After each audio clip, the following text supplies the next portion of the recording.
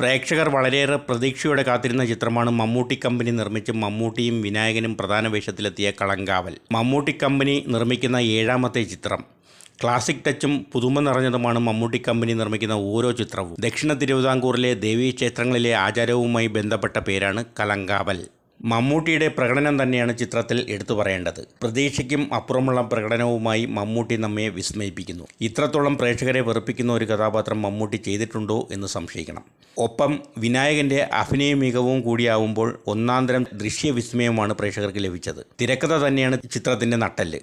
കുറുപ്പ് എന്ന ചിത്രത്തിൻ്റെ രചനയിലൂടെ പേരെടുത്ത ജിതിൻ കെ ജോസാണ് ചിത്രത്തിൻ്റെ സംവിധായകൻ. ജിതിൻ കെ ജോസും ജിഷ്ണു ശ്രീകുമാറും ചേർന്നാണ് ചിത്രത്തിൻ്റെ രചന നിർവഹിച്ചിരിക്കുന്നത്. ആദ്യമായാണ് ഒരു ചലച്ചിത്രം സംവിധാനം ചെയ്യുന്നതെങ്കിലും അതിൻ്റെ യാതൊരു പോരായ്മകളുമില്ലാതെ മികച്ച ഒരു ചലച്ചിത്രം പ്രേക്ഷകർക്ക് സമ്മാനിക്കാൻ ജിതിൻ കെ ജോസിന് സാധിച്ചിട്ടുണ്ട്. പലതരം വില്ലൻ വേഷങ്ങളും മമ്മൂട്ടി ചെയ്തിട്ടുണ്ട്. എന്നാൽ ഇത്രയേറെ പ്രേക്ഷകരെ വെറുപ്പിക്കുന്ന വില്ലൻ ഇതുവരെ ഉണ്ടായിട്ടില്ല.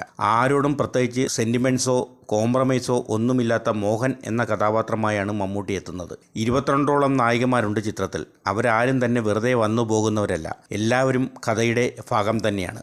അവർക്കെല്ലാം കൃത്യമായ ഇടം കൊടുത്ത സംവിധാന രീതിക്ക് തന്നെ കയ്യടി കൊടുക്കണം.